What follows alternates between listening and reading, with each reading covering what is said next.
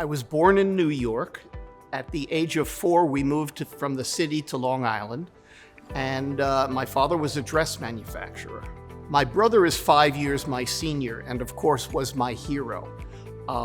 He was a great role model. He went off into the film industry and became a very successful movie producer.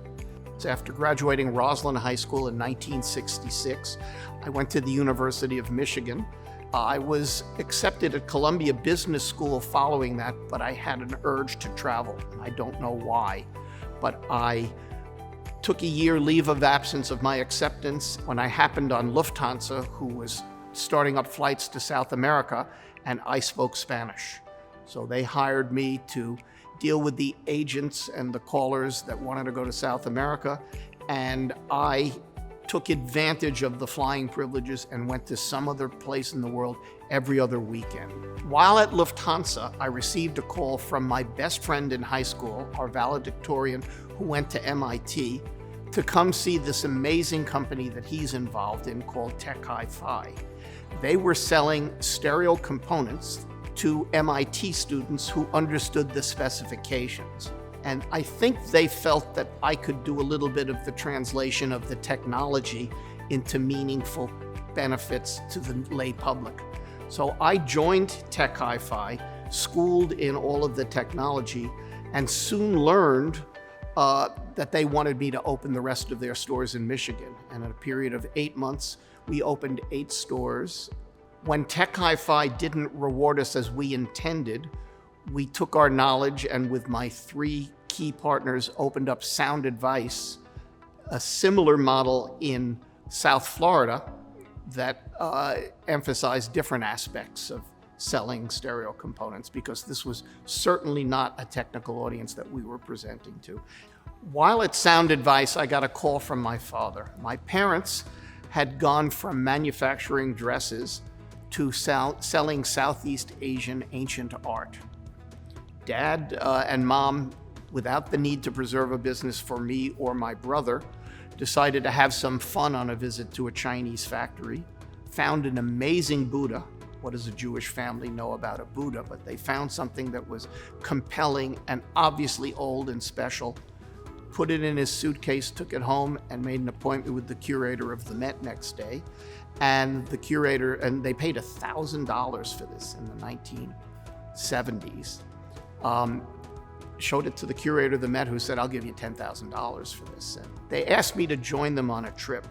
And I took a leave of absence with my incredible new wife, Julie Phillips, my one and only wife. And in 4 months, we were totally smitten by the world. And I learned so much about beauty, of originality, of appreciation, of synergy and synthesis, that it became apparent that this is the area that we wanted to be involved in. We were asked to accessorize the showroom of Drexel Heritage.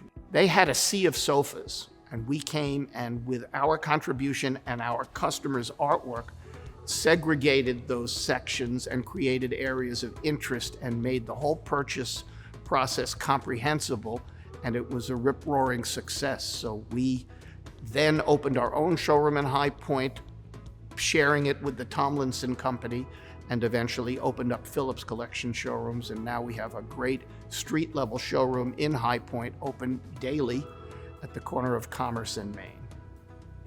The reps are the backbone of our business.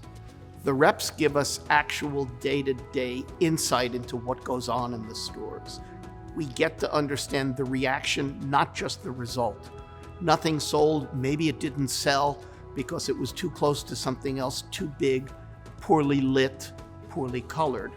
But the intel that they give us, the assistance that they give to someone who would have no reason to think of Phillips unless they showed up in their store, is all part and parcel of the great foundational contribution that reps make on a daily basis.